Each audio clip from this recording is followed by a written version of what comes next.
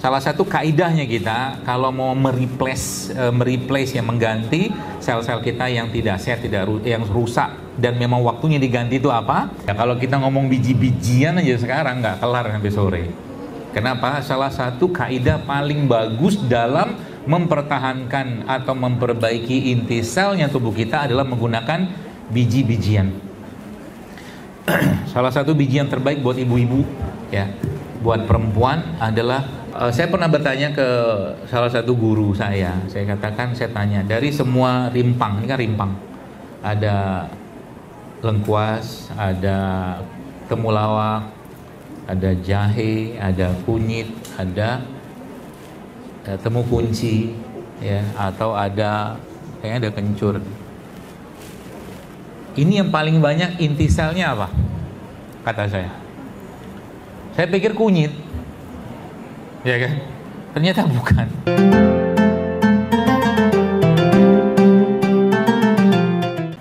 Kalau makanan jasad, maka saya akan mulai ini dari satu ayat dalam Al-Quran yang bunyinya walaqad khalaqnal insana min sulalatin min tin, kata Allah.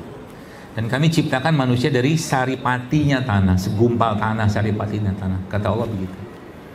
Jadi kita nih semua, kalau Anda mau buka datanya, genetiknya kita itu, mungkin seingat saya pernah diskusi dan pernah baca juga datanya bahwa genetiknya manusia itu 80-90% identik sama tumbuhan. Ya, itu juga disebutkan oleh seorang ahli di Jepang, seingat saya salah satu yang buku itu bagus kalau Anda mau cari itu, judulnya Switch, pengarangnya namanya Kazuo Murakami, yang dia meliti tentang gen. Ya, sudah ada terjemahan bahasa Indonesianya juga, bukan bahasa Jepang. Bukunya nggak terlalu tebal, judulnya Switch. Jadi dia bilang on off-nya gen kita itu, ya, dia bilang on off-nya gen kita itu bisa di-on-kan atau bisa di-off-kan. Jadi kalau ada orang yang mau meng-off-kan gen yang ada potensi misalkan sel kanker gitu, itu bisa. Ya, bisa kata dia. Dengan apa coba? Ini orang kayaknya sepertinya orangnya ateis ya saya. Tapi dia ngomong situ apa? Subhanallah, dia bilang, dan kuncinya itu cuma pada syukur, dia bilang. Rasa syukur, subhanallah. Sampai dia di buku dia, saya baca bagian ini, orang pinter, dia yang menemukan gen yang memicu hipertensi. Terus dia bilang apa di buku itu terakhirnya? Dia bilang ini semua mustahil buatan atau bikinan manusia, kata si Kazuo Murakami di akhir bukunya. Dia bilang ini pasti ada. Dia bilang tuh the great power yang mengurus ini semua. Coba dalam 1 senti gen kita itu ada 4 miliar coding, gitu. 1 senti loh. Wih, kalau lihat angka-angka itu takjub kita, subhanallah ya. Dan sel-sel penyusun itu kan cuma 4 sel penyusun gen itu, atau mungkin bukan sel, asam amino penyusunnya kan cuma 4. Kita lu mungkin masih ingat belajar SMA tuh loh, A, T, G, S, adenin, tirosin, guanin, sitosin tuh loh. Baik, dia bilang begitu si Kazuo ini. Lalu ternyata kalau dibongkar kita nih bos sekalian, teman-teman sekalian, jamaah sekalian, sebenarnya kalau ditanya manusia itu penyusun kita apa? Ya asam amino, gitu loh. Asam amino. Asam amino itu Allah tumbuhkan, Allah ciptakan di mana banyaknya minta ampun. Ya. Ini asam amino. Bukanya datanya, kandungan air kelapa ada asam aminonya loh. Ya. Artinya dia bisa mereplace ya sel-sel atau asam amino sudah rusak air kelapa. Dan kalau jamaah sekalian ada mendengar kalimat atau kata-kata isotonik, minuman isotonik gitu kan, yang ada di jualan di toko-toko itu, ini isotonik. Apa manfaatnya? Wah, masya Allah, dari asam amino, kemudian dia nyerap racun juga, buang racun juga, dia bersihin ginjal juga, nguatin otak juga, dan seterusnya, ngasih gula yang sehat ke tubuh kita juga. Ya, ini doang asam amino. Ya, ini baru satu ini. Apalagi banyak. Ini asam amino. Maju. Berarti kalau ada asam amino, ada protein nggak di situ? Biasanya ada. Coba dibuka datanya aja. Jadi dijelaskan panjang lebar detail-detail juga kita nggak bakal ingat. Jadi saya coba jelaskan secara apa ya? Secara global saja. Ya. Artinya apa? Yang Allah ciptakan itu, ya, ini nih air kelapa, ini madu, ya, kurma. Biasanya produk-produk begitu banyak sekali atau tinggi sekali kandungan asam aminonya. Gunanya apa? Mereplace yang rusak-rusak. Oke, gitu. Supaya kita paham, ya. Nah, tapi luar biasanya apa? Luar biasanya kita tuh sering atau mungkin belum tahu ya bahwa itu semua letaknya itu adanya di inti sel. Inti sel. Contoh ini, nanas. Nanas ini kandungan inti selnya kurang lebih sekitar 40%, kandungan intinya. Ya, kandungan inti nanas itu sekitar 40%. Sisanya apa? Air, serat, gula. Ya. Nanas begini.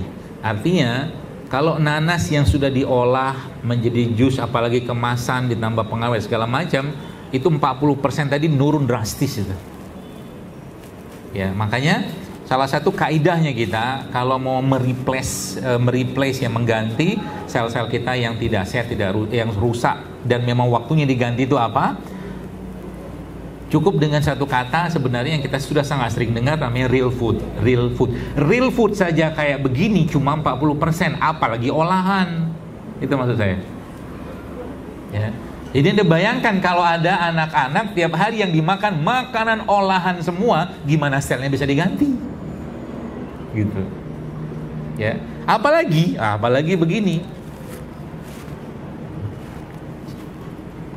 Si manggis ini. Inti sel manggis ini banyaknya di mana? Biji. Sebagian besar inti sel dari buah-buahan itu letaknya Allah letakkan di dalam biji. Jadi memang berarti bagus dong makan biji. Kalau memang memungkinkan dimakan sak-sak bijinya, makan. Kecuali kedondong. Ya. Ini bagus nggak dimakan habisnya? Aslinya, nah gini, Allah menciptakan whole package, one package, semuanya bermanfaat. Kulitnya ini tinggi banget antioksidannya, dagingnya, jadi nomor satu itu sebenarnya apa? Bijinya, setahu saya. Jadi makan, ditelan, langsung mikir kan, nanti kalau tumbuh gimana? Nah itu. Ini banyak sudah orang bikin jusnya kan diolah gitu. Jadi kalau makan ini, misalkan makan manggis kayak begini, dimakan sama bijinya. Hancur sih sebenarnya kalau dia dimakan di dalam lambung kita, insya Allah akan hancur. Mohon maaf, nanti nggak keluar utuh lagi tuh, nggak, hancur dia. Kecuali biji, saya nyobain. Ya ngomongnya agak adu sedikit. Ada beberapa yang saya coba lihat, saya perhatikan yang memang tidak terurai. Mungkin karena enzim saya tidak sempurna. Contoh mungkin biji anggur. Biji anggur tuh bagus, ya. Atau biji semangka itu bagus. Tapi karena memang kena kecil ya, jadi dia nggak terurai. Makanya kalau benar-benar mau makan itu dihancurin aja. Jadi dia jadi serbuk, nanti dimasukin ke dalam air. Ya, makanya ya kalau kita ngomong biji-bijian aja sekarang nggak kelar sampai sore. Kenapa? Salah satu kaidah paling bagus dalam mempertahankan atau memperbaiki inti selnya tubuh kita adalah menggunakan biji-bijian. Salah satu biji yang terbaik buat ibu-ibu, ya, buat perempuan adalah flaxseed. Flaxseed, nanti coba deh cari flaxseed. Tahu flaxseed ya, bentuknya kayak kelabet, kecil dia, itu bagus banget. Ya untuk hampir semua urusan kewanitaan. Tapi memang dia bukan produk lokal kita ya, tapi bagus flaxseed itu. Kalau nggak ada flaxseed apa? Ini bijinya ini, Nah, biji alpukat bagus. Inti selnya di sini gitu ya. Ya jangan pikir kita makan lah, maksudnya ditelan gitu bukan, dikeringkan, dihancurin jadi bubuk, masukin air. Biji alpukat. Gitu. Alpukatnya bagus nih. Ya gitu ya. Biji. Jadi biji-bijian itu jamaah sekalian, kalau buah gitu ya, memang inti selnya memang terbanyak, termasuk mangga. Mangga itu kalau Anda, ini kan bijinya tuh, kalau dikopek lagi dia kan dalamnya ada biji lagi kan? Ah itu. Itu inti selnya itu. Gitu. Jadi Anda bayangkan kalau kita ya tiap hari mengkonsumsi buah misalnya yang tumbuh secara alami tanpa disemprot-semprot misalkan, maka dia akan replace, dia akan ganti. Makanya kalau saya udah lama nggak mau makan gini. Dulu zaman saya masih di kampung ya, saya tahu banget aroma apel. Apel tuh ada aroma, betul? Sekarang ada nggak? Hampir nggak ada. Pisang yang Anda makan, apalagi pisang pabrik, kalau kata teman saya bilang pisang pabrik itu, yang anunya ya, yang nanemnya semua maskeran, pakai apa gitu pisang pabrik kata dia. Nggak ada aroma lagi, ya, pisang pabrik. Dia punya aroma semua sehingga, nah nih, kaidahnya sederhana, cuman replacing itu kalau Anda bisa dapat sumber-sumber yang asli, alami, tanpa banyak campur tangan manusia di situ, dan dia tumbuhnya alami, itu jauh lebih baik. Contoh ini, Indonesia kan ini masih tumbuh alami tanpa diapa-apain. Setahu saya sih ya, kita belum punya pertanian atau perkebunan manggis kayak misalkan Thailand yang punya perkebunan kelapa, duren yang berlimpah ruah itu ya. Nah itu kan sudah mulai banyak intervensi manusia di situ. Jadi dengan tumbuh-tumbuh organik saja itu ya, itu tuh udah cukup memberikan atau mengganti inti-inti yang rusak sel dalam tubuh kita. Ya, rambutan misalkan, kita kan nggak punya, setahu saya di Indonesia sih ya belum ada satu industri rambutan, nggak ada. Ya, jadi kalau rambutan tumbuhnya ya seada-adanya. Lagi musim dia tumbuh, nah itu bagus tuh. Itu biasanya inti selnya masih berlimpah, ya.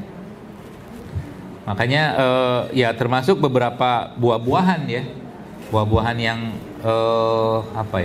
tumbuhnya alami. Misalkan Anda beli duren hutan, lagi musim duren ini kan, durian hutan sama durian yang ditumbuh kembangkan dengan pupuk yang sintetik itu rasanya beda. Gitu ya. Nah itu biji-bijian. Maka salah satu kaidah paling baik adalah kalau kita mau memperbaiki sel-sel tubuh kita ini adalah makalah biji-bijian. Contohnya biji-bijian apa?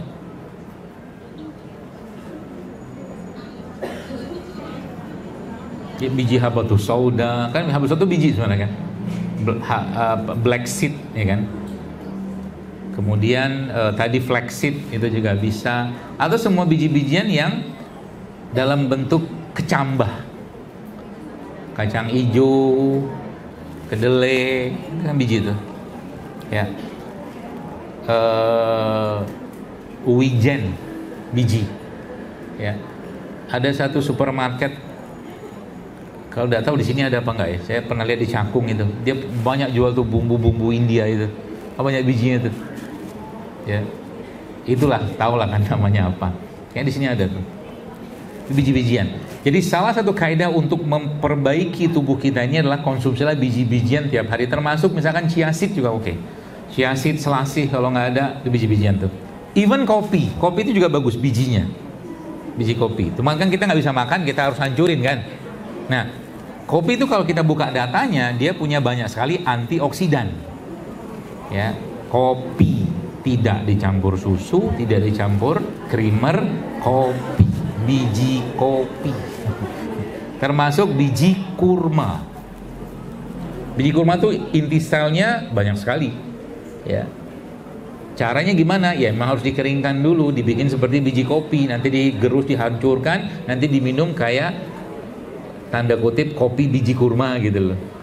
Atau seduhan bubuk atau serbuk biji kurma. Itu bagus. Ya. Nah, lalu berikutnya ya. Setelah kita bicara buah-buahan kayak begini, ya. Tadi kan ada asam amino, ya, ada protein segala macam. Nah, mereka ini ya Allah ciptakan ya juga punya fungsi yang tidak kalah penting, yang hampir semua mereka ini punya efek untuk mereparasi, memperbaiki sel, hampir semuanya. Saya pernah bertanya ke salah satu guru saya tanya, dari semua rimpang, ini kan rimpang, ada lengkuas, ada temulawak, ada jahe, ada kunyit, ada temu kunci, ya, atau ada kayaknya ada kencur. Ini yang paling banyak inti selnya apa? Kata saya. Saya pikir kunyit, ya kan? Ternyata bukan. Menurut beliau ya, menurut beliau yang paling banyak itu bangli. Bangli itu kalau di kampung-kampung dulu buat jimat. Iya kan? Iya kan? Kata beliau gitu kan. Termasuk ini juga yang salah satu banyak inti selnya. Ya. Kata beliau. Ya. Jadi bangli. Tapi kan bangli kan susah dapat kan? Nggak semua jual, ya. Nggak semua jual. Tapi intinya apa, nggak ada itu pun nggak apa-apa sebenarnya. Sehingga cara paling mudah kita untuk mereplace ya sel-sel kita itu dari mereka ini ya makan aja, minum aja tiap hari. Terutama mungkin kalau kita nggak punya sakit apa-apa. Ya, tapi kalau ada sakit apa-apa kadang-kadang ada perlu sedikit konsultasi lah. Ya, contoh mungkin kalau saya minum kunyit nyeri ulu hati. Itu lain cerita. Itu nanti perlu sedikit dibahas, ya. Tapi yang paling aman, nah saya kasih tipsnya paling aman. Biasanya tidak semua orang atau hampir semua orang nggak banyak reaksi. Yang paling aman itu gunakan semua rimpang-rimpangan, ini kan rimpang, yang bersifat hangat atau panas. Jahe ini kan panas. Bukan jahe diseduh pakai air panas, bukan. Tapi sifat. Taunya sifat itu kayak apa? Nah, kalau saya bilang jeruk, nih. Terus saya tadi lihat ada cabai. Oke. Coba pakai analisa alamnya kita. Mana yang panas, mana yang dingin. Yang panas mana? Cabai, paham kan? Gitu. Ini dingin. Ya. Gitu. Ya. Jadi dalam ini semua ini ada keseimbangan. Ketika, ini contoh, ada orang minum ini sama ini. Dia slice, dia potong-potong, dia geprek ini siapa namanya, serai ini, kemudian dia kasih jeruk nipis itu sedikit, ketemu tuh dua. Panas, ini panas. Ketemu, dingin. Pas, enak, masuk. Kalau orang yang badannya tidak ada masalah ya minum ini satu ini doang misalkan gitu kan tidak apa-apa juga ya, kalau udah apalagi udah kebiasaan ya, misalkan dia potong-potong impus masuk ke dalam air minum. Tapi ada beberapa yang nggak cocok ya karena kondisi badannya butuh yang ini bukan ini ya. Jadi kalau mau di combine, mau diseimbangkan, pakai panduan badan masing-masing gitu ya. Jadi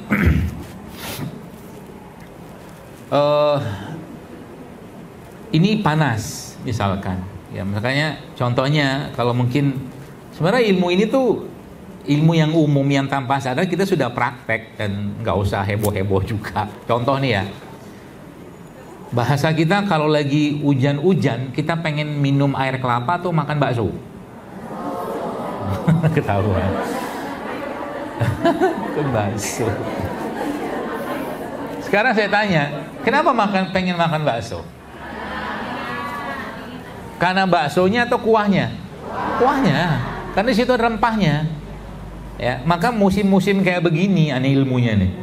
Lagi musim dingin kayak begini, maka yang perlu Anda intensifkan dan intensitasnya dinaikkan adalah semua yang berbasiskan atau mungkin bersifat hangat atau panas, itu bagus. Apa yang paling gampang? Paling gampang apa? Bukan paling gampang, jahe mau udah tahu lah ya. Ini kan panas nih, ini panas. Ini panas kalau saya. Ini panas, kencur. Ini kencur, panas. Ya kan? Coba kalau orang batuk makan kencur aja, dikunyah gitu kan. Woi, kayak dia ekspektoran dia. Ya kan? Gitu. Jadi yang paling bersifat panas atau hangat itu apa? Rempah. Rempah itu semuanya panas. Makanya negara-negara yang rempahnya banyak biasa anaknya banyak. Coba lihat. Udah kebayang apa negara yang anaknya bukan anak sih, populasi yang paling tinggi di dunia? India kan? Makan apa dia? Rempah. Yang nggak makan rempah tapi populasinya banyak apa? Cina. Makan apa dia? Bawang putih. Gitu. Yang makan biji-bijian, yang hidupnya panjang-panjang di mana? Daerah-daerah Turki. Nah, itu makan biji-bijian, termasuk minyak-minyakan. Ya. Minyak zaitun salah satunya. Jadi minyak-minyakan itu sebenarnya banyak sekali mengandung inti sel. Ya. Jadi minumlah minyak tiap hari. Saya ngomong begini tuh sebenarnya sudah banyak orang melakukan. Tiap hari dia minum minyak. Dia makan bakwan pagi 2, siang 2, sore 2. Udah makan minyak dia. Jadi nggak disuruh minum pun kami sudah minum. Iya benar. Minumnya tapi minyak nggak sehat. Ya, yang saya maksud ini minyak yang sehat lah. Contoh minyak sehat apa? Zaitun, apa lagi? Minyak abatu sauda, apa lagi? PCO, minyak kelapa. Ya, maka nanti di rumah kalau yang masih goreng-goreng, enggak apa-apa, gorengnya pakai minyak kelapa aja. Ya, bagusnya nggak usah digoreng. Ya, dikukus, direbus, ya, misal. Kalau mau goreng pakai minyak kelapa. Zaitun bagus nggak buat goreng? Enggak, kurang. Lebih bagus minyak kelapa, itu paling top. Kemudian kalau mau sangrai, mau numis, jangan pakai yang biasanya numis gitu pakai apa? Mentega kan, margarin kan. Nah, ganti dengan butter, ghee, ya, telo. Ada nggak tahu? Tahu lah, masa nggak tahu sih? Butter, tahu butter. Yang dari hewan, lemaknya dari hewan. Dulu orang kenal tuh minyak samin tuh loh. Minyak samin. Minyak samin itu kan hasil dari hewan. Jadi lemak hewan tuh aslinya bagus. Ya, apalagi buat memasak. Jadi kalau margarin yang ada sekarang ya, mentega itu kan kebanyakan basisnya dari mana? Dari minyak sawit. Ya udah nggak bener, udah nggak bagus. Ya, sama kayak minyak sawit biasa. Ya, seperti itu. Ya, jadi caranya begitu, ya.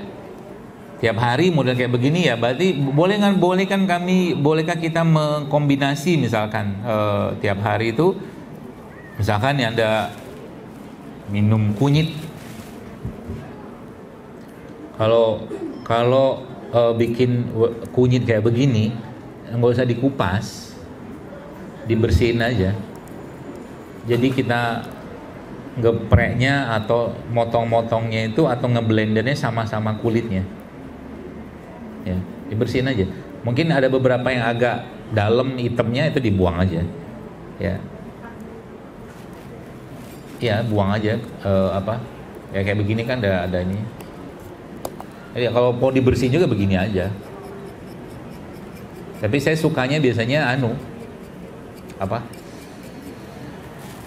ya nggak usah dikupas kulitnya.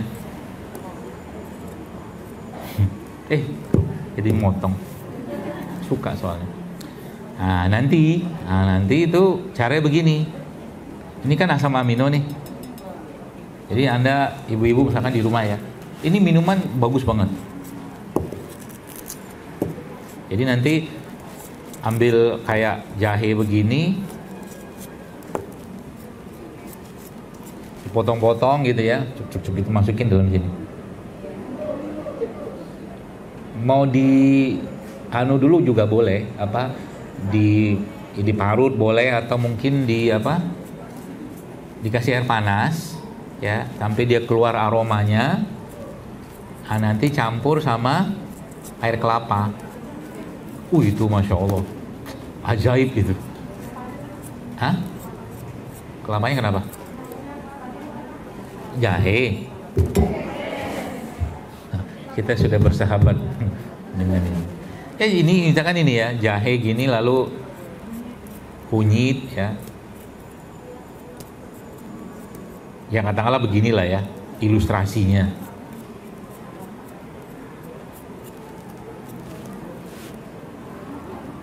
Potong.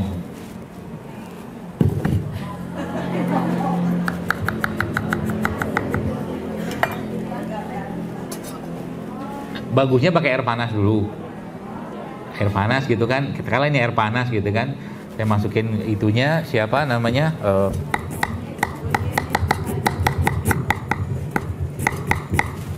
Sama jahenya, masukin air panas. Sudah agak dingin, campurin ke sini, gitu, ya. Sama air itu, kalau air panas tadi sama airnya dicampur. Ini sih nggak usah. Tapi kalau seandainya enggak, ini mungkin di blender aja nanti biar dia cepat larut ke sini. Paham ya? Masukin gitu. Kalau begini mah kan berarti diinfus dia, diekstraksi, ya. Setelah itu gimana? Nanti kalau dia nggak dipakai air panas begini kan kita harus nunggu dulu supaya dia larut ke dalam air kelapanya, ya. Terus nanti ya kalau mau tambahkan madu lagi tidak apa-apa. Ini minuman super power. Super power karena isinya asam amino semua ya. Asam amino, enzim, apalagi tambah madu, apalagi tambah ini. Makin top dia. Gitu. Enak nanti jadinya ya. Apalagi tambahkan madu. Ya gitu ya. Nah itu saya cuma pesan, kan ibu-ibu di sini kan atau mungkin di sekolah alam kayak begini,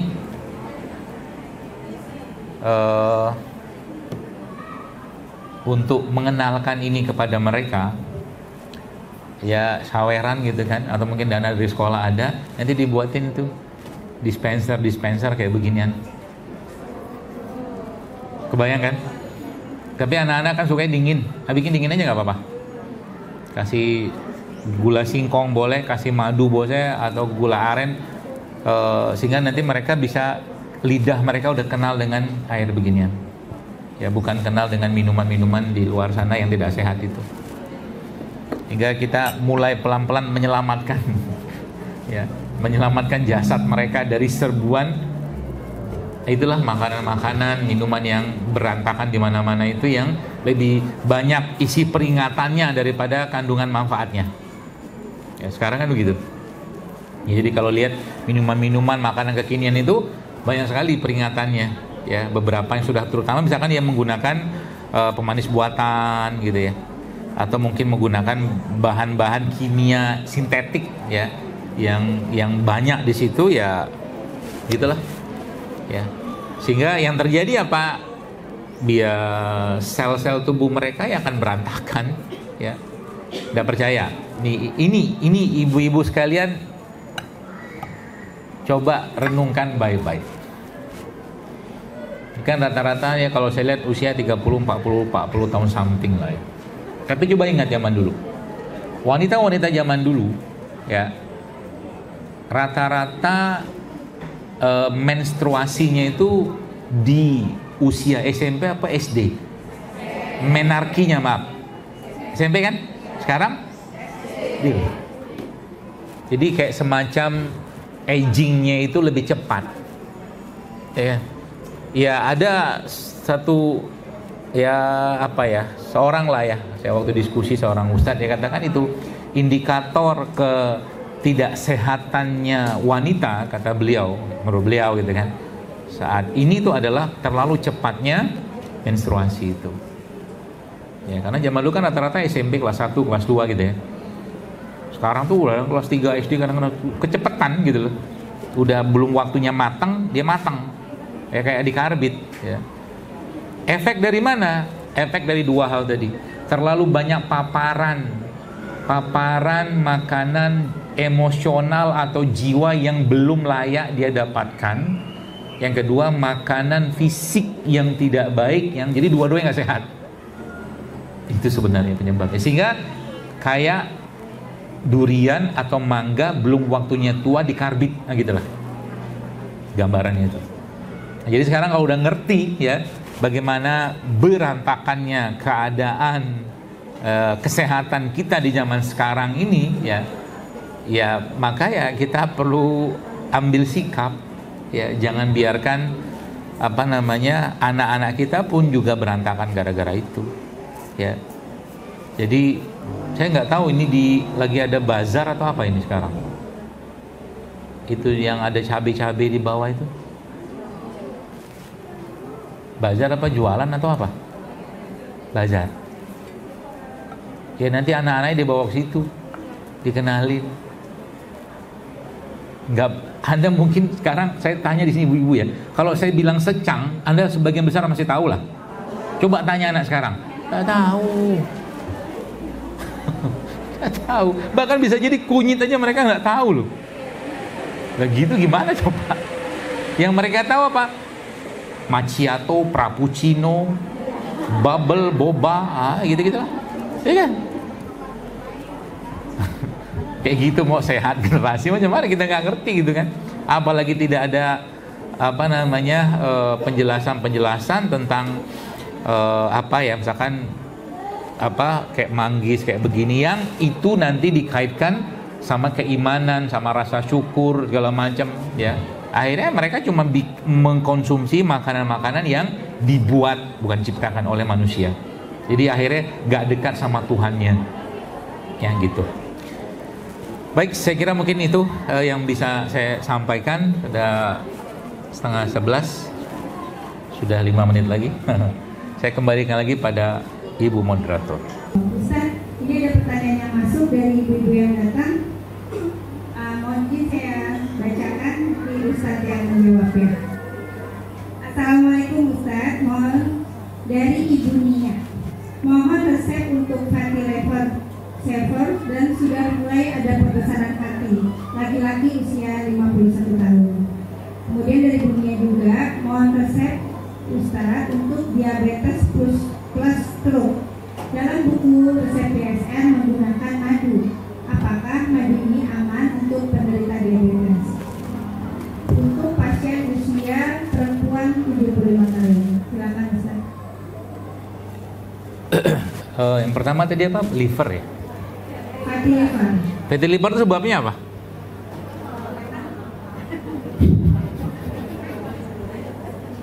Banyak puasa.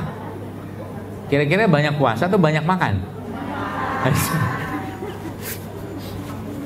Terus kalau didalamin lagi, banyak makannya kira-kira dimakan apa? Sayur, buah? Nah, sudah tahu kan jawabannya. Ya gini, kan ada karbohidrat, ya, ada lemak. Karbohidrat itu kalau nggak, contoh begini, misalkan ada orang makan tepung, ya, orang makan tepung, tepung itu kan karbohidrat, tepung terigu ya. Makan numpuk atau makan gula pasir gitu kan gula juga tuh dua-duanya. Itu kalau urutannya karbohidrat itu setahu saya sih nggak saya, semoga insya Allah benar. Karbohidrat itu kalau nggak dipakai oleh tubuh dia akan disimpan dalam bentuk cadangan namanya glikogen. Kalau glikogen nggak dipakai juga dia akan disimpan dalam bentuk cadangan lemak. Itu dari karbohidrat. Berarti kalau lemaknya sendiri yang dimakan, misalkan dia makan lemak-lemak yang tidak sehat, ya, yang berasal dari lemak nabati, misalkan contoh tadi kayak lemak yang berasal dari minyak goreng sawit, langsung ke lemak jadinya gitu loh. Atau numpang ke, nggak, setahu saya nggak ke glikogen dulu, nggak ke glikogen dulu, langsung lemak. Itu kan bentuk awalnya lemak.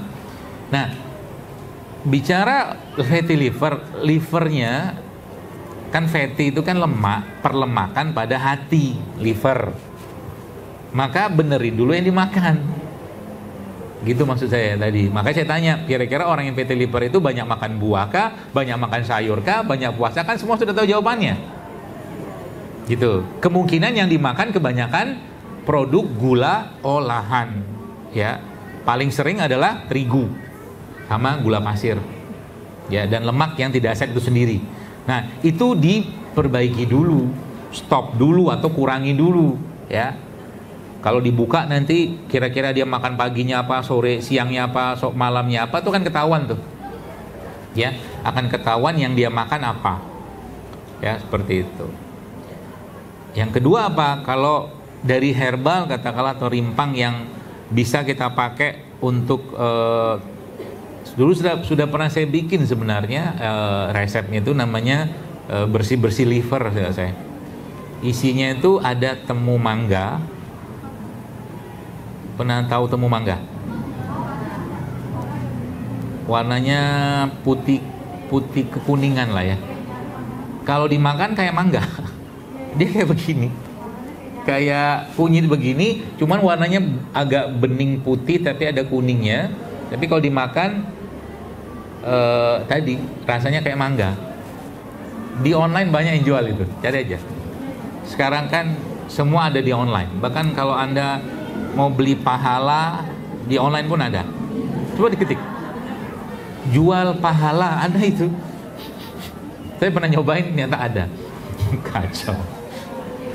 Nah, pakai temu mangga, temu lawak, sama kunyit. Oke, temu mangga, temu lawak, sama kunyit. Berapa banyak itunya? Komposisinya? Ya paling kalau temu mangganya ya sejempol, ya. Kunyitnya semana ya?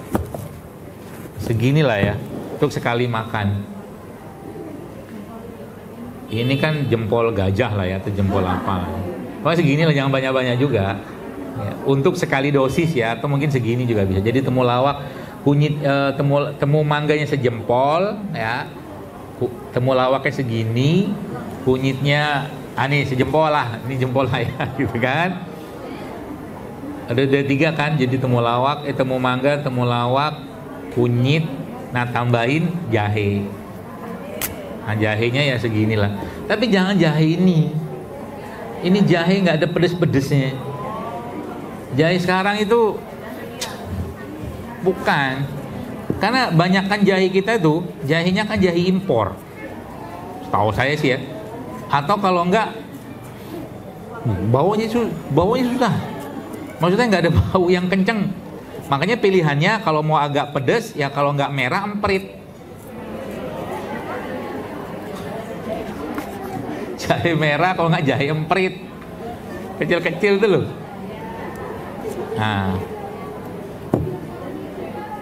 ini jadi kalau nanti pengen mulutnya aromanya bagus, kunyahin atau kuncur. Ya, jangan pakai mouthwash. Gini aja.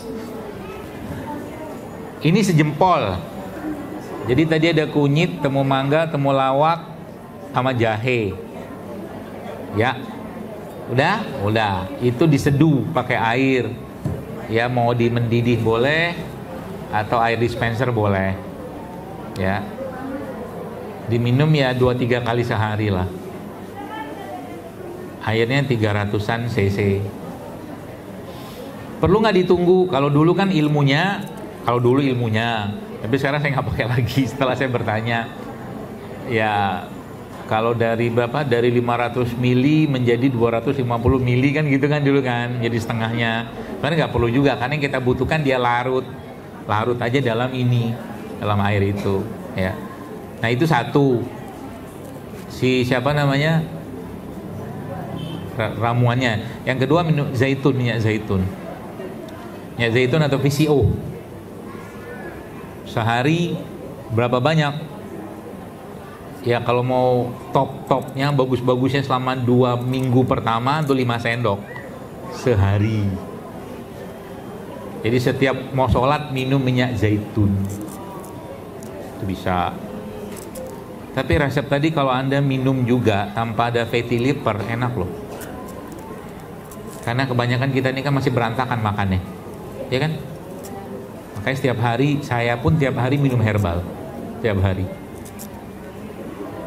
Ini kok kayak mau bikin kenapa motong? Lihat tisu tuh pengennya motong aja. Bawaan lahir. Itu. Terus apa? Udah 1, udah 2 zaitun, habatus sauda juga boleh. Ya, habatus sauda enggak usah banyak-banyak, 3 kapsul aja. Yang serbu. Ya. Mau tambah lagi boleh, tapi juga jangan kebanyakan. Cukup lah itu. Ya. Terus yang kedua tadi apa? Untuk diabetes plus stroke, karena dalam buku resepnya sehat menggunakan madu, madunya aman. Insya Allah aman aja sih ya. Cuman lagi-lagi ya, kenapa saya jadi ngupas? Lalu ya sebenarnya gini, kalau Anda buka datanya ibu-ibu sekalian, justru malah even makan kurma pun gak bikin naik gula darah. Coba buka datanya. Setahu saya sih ya, yang pernah saya baca, beberapa orang bahkan riset langsung, dia makan kurma tapi juga gak banyak-banyak amat juga lah, jumlah secukupnya aja. Itu nggak zuk gitu gula darahnya gitu, nggak langsung naik melonjak, itu enggak, karena memang karakter gula pada madu ataupun kurma itu beda karakter gulanya dengan gula pasir. Ya, bahkan contoh misalkan gini, kalau saya bilang orang diabetes minumlah air tebu, bingung Anda kan? Tapi kalau Anda baca datanya, justru malah dalam air tebu itu ada zat anti diabetes. Ada. Namanya saya lupa. Apa lagi tuh? Lupa saya. Gitu, ya. Jadi sebenarnya orang diabetes boleh nggak minum madu? Boleh. Ya. Batasin tapi ya, jangan usah banyak-banyak juga. Sehingga ada beberapa yang masih takut-takut, akhirnya madunya dicari madu yang pahit. Madu pahit ada nggak? Wallahu a'lam, saya nggak tahu. Kenapa? Ini ilmu permaduan lagi saya ceritain sedikit. Ilmu permaduan. Jadi kalau madu ya, misalkan ini madu kayak begini nih. Si madunya ini atau lebahnya ini ngambil saripati atau nektarnya dari rambutan, maka aromanya akan seperti rambutan. Gitu. Lagi musim begini nih, ada pohon rambutan banyak, lalu petani madunya taruh sarang-sarang lebah itu, dia ambil nektar-nektar dari bunganya rambutan, maka dia akan seperti bau rambutan. Kalau dia ngambil dari kopi, baunya seperti kopi. Nah, yang saya nggak tahu itu sebenarnya kalau madu pahit. Ya, asumsi saya, sependek pengetahuan saya, kalau dia mau madunya pahit, kemungkinan dia akan ambil nektarnya dari pohon mahoni. Gitu.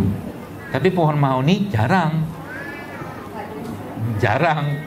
susah kita dapatkan pohon mahoni sekarang, sehingga mungkin ya beberapa madu-madu yang dibilang pahit itu, di samping pohon mahoni atau pohon-pohon pahit yang lain, ya mungkin dia tambahkan sambiloto atau tambahkan ekstrak pare atau apa saya nggak tahu ya. Tapi aslinya Quran bilang madu tuh rasanya apa?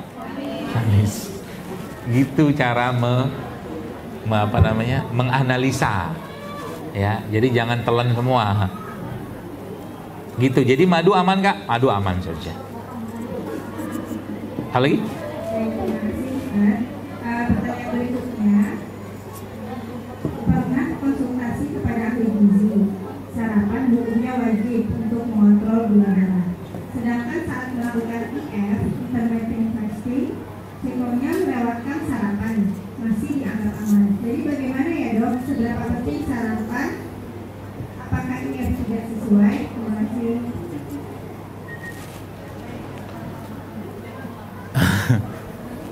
Jadi pertanyaan itu kayak pertanyaan kalau Anda tanya ke Google, does God exist? Apakah Tuhan itu ada? Google jawab apa nanti? Ada macam-macam. Ada yang bilang nggak ada, ada yang bilang ada gitu kan. Nah, kenapa? Ya tadi saya mendengar tadi itu kan kata ahlinya katanya sarapan itu wajib. Kalau saya sih enggak. Ya apalagi kalau orangnya itu emang bukan orang sih, kondisi badan kita lihat dari malam. Kalau kita pelajari malam, ya makanya kemarin ada tulisan saya tentang apa yang terjadi kalau Anda sarapan karbohidrat olahan di pagi hari. Ada yang lihat postingan saya itu? Ya kan?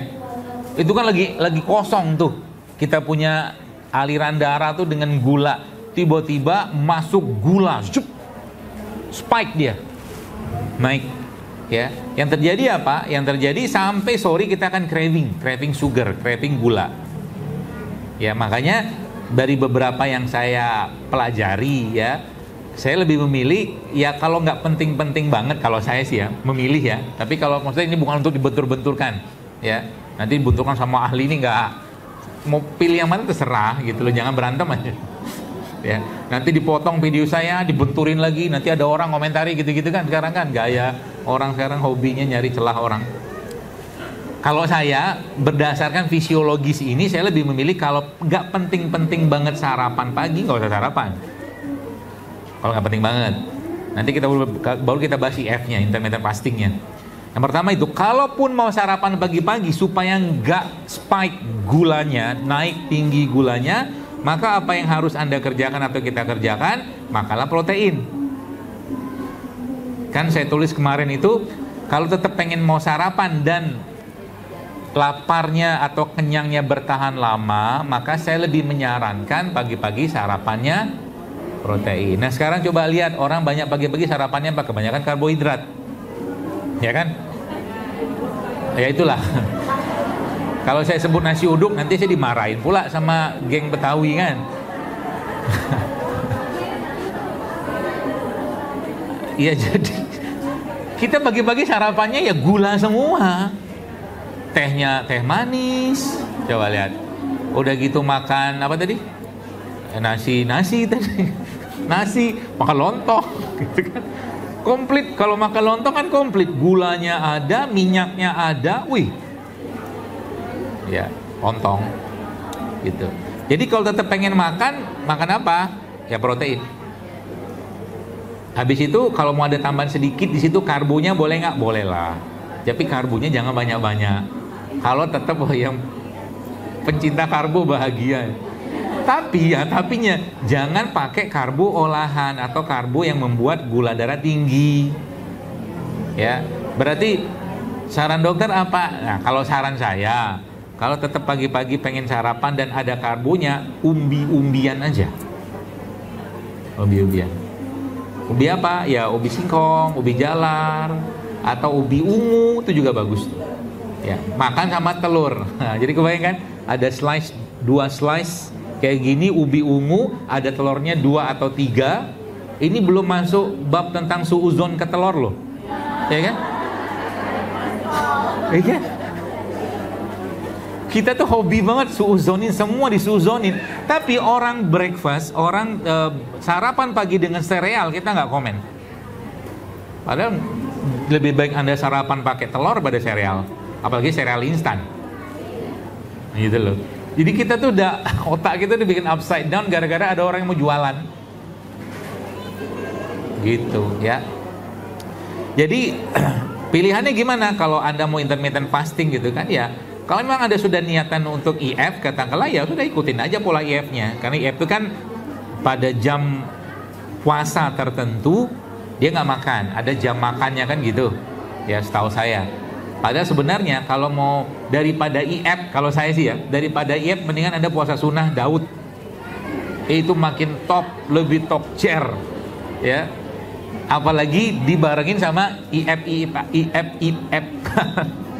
Contoh gini lah. Anda sahur jam 4, ya. Anda sahur jam 4, niatin puasa sunnah, ya. Maghrib nanti jam 6 kurang lebih gitulah. Kan berarti kan 14 jam tuh. Habis itu IF IF-nya ngapain? Sekalian IF beneran. Minum air putih doang kan boleh IF. Minum air putih, minum teh hijau, minum kopi, ya kopi bubuk gitu kan, atau kayu manis kan gitu IF setahu saya. Sampai besok pagi baru makan. Wih, mantap. Kan kalau kuat. Bu, jamaah sekalian, saya kemarin baca buku. Buku itu judulnya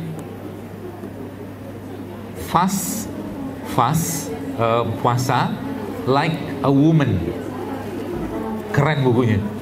Yang nulis dokter di Amerika, namanya Mindy Pelz. Lihat, akunnya bagus.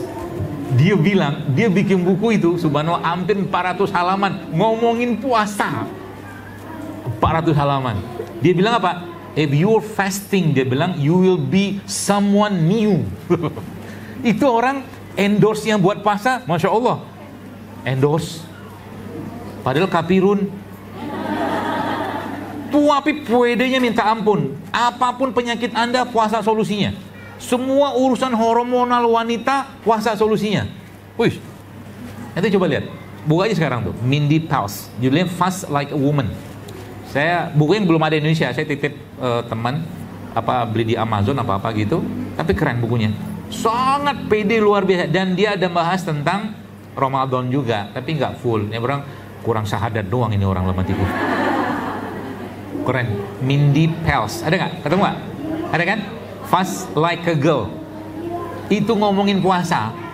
Jadi makanya saya bilang itu, ya bukan saya anti IF sih, enggak. Tapi menurut saya kalau Anda mau sedikit putar otak, putar iman, putar akal, putar hati, daripada IF mendingan puasa sunnah. Sekalian puasa Daud. Hari ini puasa, besok libur. Besok puasa, ada libur gitu kan. Jauh lebih powerful. Jadi apa? Jam puasa Anda jauh lebih lama, tapi dapat pahala. Itu. Gitu ya. Tapi nanti jangan dipotong nih video. Wah, ini anti lagi nih gitu kan. Udah mentahzir saya udah begitu banyak di sana sini, tambah lagi. Tapi tidak apa-apa lah. Gitu ya, Bu. Udah jam 11. Nah, satu lagi lah. Dari Ibu Nadia. Tanya, saya survivor autoimun yang rutin suntik prednisolon untuk imunosupresan setiap bulan. Pertanyaannya, apakah ada makanan atau minuman tertentu yang bisa saya konsumsi supaya saya tidak perlu lagi atau bisa lepas dari rutin obat suntikan tersebut? Terima kasih, Ustaz.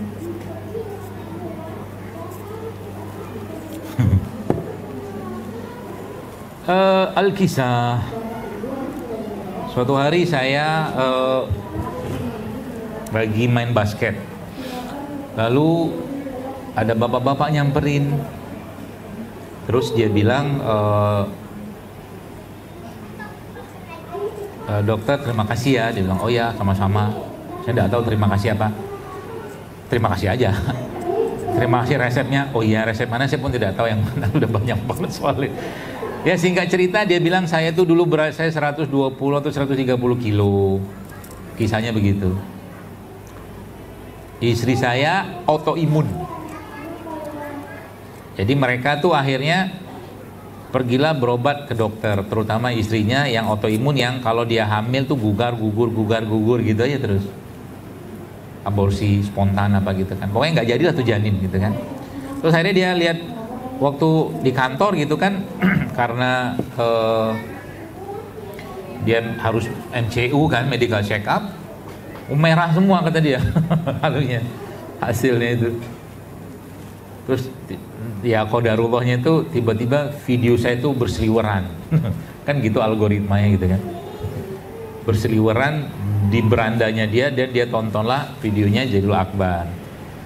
Akhirnya dia mulai menerapkan pola hidup sehat. Kata dia gitu. Istrinya tuh didiagnosa autoimun juga dan divonis tidak bisa punya anak. Ya gitulah bahasanya, standar lah ya. Ilmunya kayak begitu, nggak apa-apa. Lalu akhirnya Dia mulai jalan tiap hari. Jalan tiap hari setengah jam. Itu dulu dia mulai sama istrinya.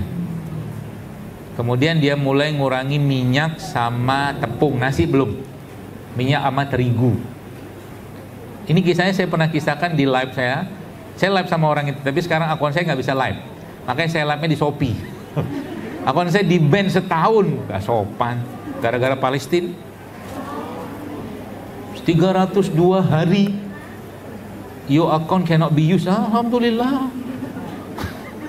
Buat jualan gak bisa. Tapi tidak apa-apa lah, belum apa-apa dengan penderitaan saudara kita di sana, di ban doang apalah hebatnya. Oke. Akhirnya dia mulai itu, dan subhanallah dalam 7 bulan berat badannya turun drastis. Ya, turun drastis. Istrinya juga akhirnya ikut-ikutan sama dia, mulai makan yang benar, clean food dan segala macam, hatinya dibikin riang gembira. Hamil. Hamil loh. Yang dibilang tadi nggak bisa hamil. Untung nggak sempat minum steroid. Ya. Ya sempat minum steroid dia. Jadi akhirnya dia mulai terapkan kayak gitu, dan sekarang anaknya malah sudah 2. Nah, di sini ada pesan sebenarnya. Apa pesannya? Ya sebenarnya ketika kita sudah mulai pasrahkan diri kita, kita bertawakal, kita ikhtiar, kita ridho dengan apapun yang Allah berikan ke kita, itu seringkali jalan keluarnya itu tidak terduga-duga. Itu pesannya. Dan jangan semua yang kita dapatkan itu kita telan dan membuat kita pusing. Ini nggak bisa sembuh, ini nggak bisa sembuh seumur hidup. Itu jangan ditelan semua. Yang namanya teori, apalagi teknologi, apalagi penelitian, itu semua bisa berubah. Yang mutlak kebenarannya hanya top. Itu dulu.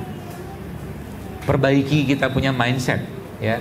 Dan saya temukan orang kayak begitu banyak ketika mereka sudah mulai memperbaiki mindsetnya mereka, ya, tentang penyakit, tentang keadaan, bahkan tentang hal yang sifatnya apalagi cuma sekedar teori dan ilmu pengetahuan. Itu hari ini bilang A, besok B juga bisa ilmu pengetahuannya. Tapi kalau Quran hari ini bilang A, besok berubah nggak?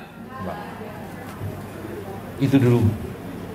Ya, supaya nggak, kalau mungkin bahasa Jawa itu nelongso gitu loh, nggak nelongso hatinya, nggak susah hati, ya, gitu. Terus yang kedua apa? Mulai, ya salah satu yang saya sarankan ya buat orang ibu yang tadi, masya Allah semoga Allah sehatkan dan pulihkan beliau kembali, itu ya mulai latihan jalan. Salah satu olahraga yang sangat mudah, ya, tiap hari jalan. Berapa lama? Kalau bisa setengah jam, ya. Kapan jalannya? Kapan aja, ya. Bagusnya pagi, bisa pagi boleh, sore boleh, siang hari boleh nggak? Lagi terik sih janganlah ya, gitu. Kemudian cara lain untuk reset, kalau bahasa saya reset keadaan seperti itu dengan cara apa? Perbanyak puasa sunnah. Itu masya Allah dahsyat hasilnya, itu beneran. Puasa-puasa sunnah itu kalau kita kan dalam ilmu, bukan dalam ilmu, dalam bicara imunitas ada namanya imunomodulator, ada namanya imunostimulator, ya. Modulasi itu, modulator itu mengatur, memodulasi gitu loh. Tapi kalau stimulus dia menaikkan imun. Nah, herbal itu ada yang bersifat, nanti coba dibaca aja, ada yang bersifat imunomodulator yang mau memodulasi, meregulasi. Kalau meregulasi itu maksudnya gimana? Yang tinggi dia normalkan, yang rendah dia normalkan, itu modulasi. Kalau stimulator, yang rendah dia naikkan, itu stimulus, ya. Habatus sauda itu seingat saya dia imunomodulator. Habatus sauda. Kunyit seingat saya juga imunomodulator. Ya, nanti coba dibuka lagi, itu udah ada banyak penelitian, tapi setahu saya kunyit atau habatus sauda itu imunomodulator seingat saya. Nanti coba lihat. Nah, artinya apa? Pada orang-orang yang autoimun gitu kan, kita jangan berikan herbal yang imunostimulator. Kasih yang imunomodulator. Imunomodulator kejiwaan yang paling bagus apa? Zikir, baca Quran. Itu top, marko top gitu kan. Gitu, ya. Ya Allah, jika ada penyakit dalam diriku, dalam hatiku, dan penyakit yang beredar dalam darahku sekarang, ya Allah, bersihkan dengan Quran ini, bersihkan dengan zikir ini, bersihkan Allah dengan doa ini, gitu. Dia akan regulate kembali, ya. Itu yang pertama. Lalu yang kedua, tadi nanya herbalnya nggak sih? Enggak. Iya, minuman atau makanan yang bisa dikonsumsi. Kalau minuman sih sebenarnya, kalau makanan sebenarnya kalau masih bersifat organik ya, tidak ada banyak campur tangannya, pestisida segala macam, seingat saya sih aman-aman saja, kecuali tepung ya. Karena beberapa orang kayak yang sedang kena autoimun kayak begitu, kalau ketemu gluten atau gula pasir, zep dia naik dia. Apa istilah itu? Apa ada orang autoimun tuh istilahnya tuh relapse ya. Relapse apa gitu nggak salah. Nah itu, jadi sejauh ini sih kalau Anda makan sayur buah organik dalam kondisi tidak berlebihan, aman-aman saja, insya Allah. Ya. Nah kalau rimpangnya, pengalaman saya yang pernah saya berikan ya, dan itu masya Allah berefeknya sampai dia baik lah ya, saya nggak ngomong normal, baik ya, kondisi badan tuh ini apa, serai, cuman ya lumayan lah serainya, tapi nggak kuat. Emang sekarang nyari begini yang organik susah. Ini kayak begini nih harusnya ya, kalau dipecet-pecet begini ya, tuh aromanya kenceng banget loh itu. Tapi karena tanah kita udah rusak, ya udah beginilah hasilnya. Aromanya enggak. Jadi kalau untuk dapetin aroma yang kuat gitu, kadang-kadang kita butuh beberapa baru dapat dia minyak asirinya itu. Ya. Tapi ini bisa dipakai. Bagaimana caranya supaya dia mengeluarkan bahan-bahannya lebih banyak? Kayak begini nih, sakiti dia. Geprek, hancur. Jadi gini, jadi kunyit itu ya, ngomong gimana ya, harimau. Anda iseng-iseng sama harimau, dicoel-coel gitu, kira-kira diapain sama dia? Diterkam kan, diterkam dia, dimakan dia, cakar dia pakai kuku dia, katalah gitu kan. Jadi Allah menciptakan mekanisme perlindungannya harimau itu dari cakarnya, taringnya, katalah gitu. Nah ini kan nggak ada. Allah menciptakan perlindungan buat mereka apa? Dari bahan aktifnya yang ada di sini, yang sebenarnya keluar kalau dia teraniaya atau terancam. Makanya ini kan terancam. Itu maksudnya. Dia seperti dilukai, disakiti. Ya, makanya semakin dia disakiti, makin kuat aromanya. Nah, makanya sering saya bilang kan, coba nanti ya, Anda ini kan dipotong-potong begini sama digeprek, aromanya beda kan? Beda loh. Nah gitu maksudnya. Nah, nanti serainya beginiin aja. Bismillahirrahmanirrahim. Sembuhlah autoimunku gitu kan. Masukin air. Ada yang sembuh, masya Allah. Dan autoimun itu, ini pelajaran dari sisi emosionalnya. Ada emosinya di situ. Saya nggak mau buka sekarang apa emosinya. Udah setengah 12 kurang 15. Kata Rasulullah itu, berhematlah dalam memberi nasihat.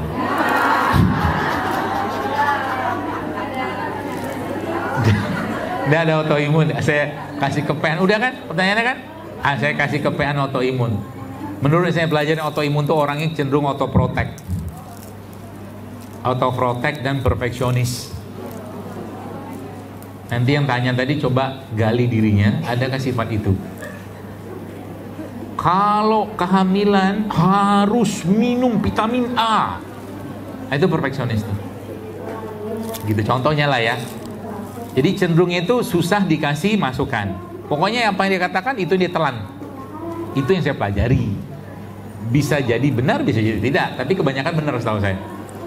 Ya, sehingga tubuhnya bereaksi. Ya, salah satu reaksi itu adalah sistem imunnya itu. Udah gitu, cukup.